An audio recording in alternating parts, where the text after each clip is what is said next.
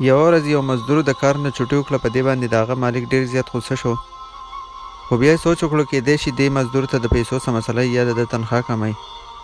د سبا نه به د ده تنخوا لږه سیوا کمه، دی به بیا چوټیان نه کوي او کار له به په شوق باندې راځي.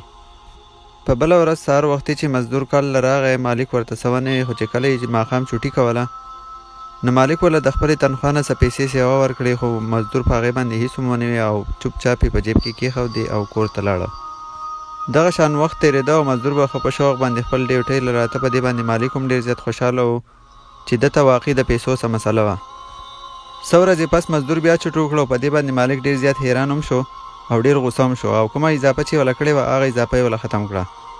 په سبا له چې مزدور ډیوټۍ له راغی او د ډیوټۍ نه یې چوټي کوله نو مالک وله هغه زړه تنخوا ورکړه او مزدور دغه هم په چپه خوله باندې قبوله کړه او په جیب کې کېښوده او کور ته لاړه. دغه شان وخت تېرېده مزدور به ښه په شوق باندې خپله ډیوټۍ له راته او چوټي به یې نه کوله. په دې باندې مالک حیران شو چې دې کس لاول چوټي کړ وه، ما وله تنخوا کې اضافه وکړه، بیا یې چوټي وکړه، ما وله د تنخوا اضافه ختم کړه او دی اوس ډیوټۍ له ښه په شوق باندې راځي او د هغې تنخوا په اضافه او د هغې تنخوا په کمېدو باندې په ده باندې هېڅ اثر ونه شو چې دا څه وجه ده. بله ورځ چې مزدور ډیوټۍ له راغی نو مالک ورسره میلاو شو او تپوس یې ترې وکړو چې تا اوله پیره چوټي کړ وه، ما ستا تنخوا کې اضافه وکړه، ما وی چې کیدای شي ده ته د پیسو څه مسله یې د ده تنخوا کموي چې دی په شوق باندې خپله ډیوټي کوي او راځي او تا هغه اضافه قبوله کړه، تا هېڅ هم ونه وی. په بله پیره تا چوټي وکړه، ما تاله د تنخوا هغه اضافه ختم کړه، ما وی چې دله لږ زور ورکړم چې دی په خپل په شوق باندې ډیوټۍ له راځي او تا هغه کټوتي هم قبوله کړه او تا هېڅ هم ونه وی، څه وجه ده؟ هغه مزدور ورته وویل چې نیکه زما په تنخوا کې اضافه او زما د تنخوا نه کټوتي تا نه بلکې دا الله کړې ده. په دې باندې مالک حیران شو چې دا څنګه؟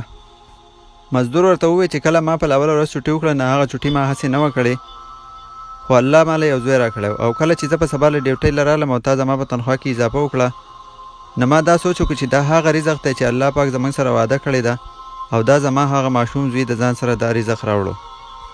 او په دویمه پیره چې ما کله چوټي وکړه نو هغه چوټي ما هسې نه وه کړې، خو په هغه ورځ باندې زما مور وفات شوې وه او کله چې زه په سباله باندې ډیوټۍ له رالم او تا زما په تنخوا کې کټوتي وکړه نو ما دا سوچ وکړو چې دا هغه رزق دی چې زما مور د ځان سره ویوړو، لہذا زما په تنخوا کې دا اضافه او دا کټوتي تا نه وه کړې، خو بلکې دا هغه رزق و چې یو انسان کله دنیا ته راځي هغه یې د ځان سره راوړي او کله چې د دنیا نه ځي نو د ځان سره یې وړي. او زه ولې په دغه رزق باندې دومره ټینشن واخلم چې د هغې وعده الله کړې ده؟ په دې وجه باندې ما په تنخوا کې اضافه او د تنخوا کټوتي په چپه خوله باندې قبوله کړه. دوستانو په دې واقعه کې زموږ دپاره ډېر زیات لوی سبق دی.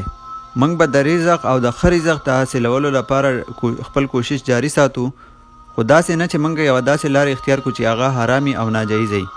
د رزق الله وعده کړې ده، انسان به خپل کوشش ضرور کوي، خو داسې نه چې بل څه غلطه لار اختیار کړي.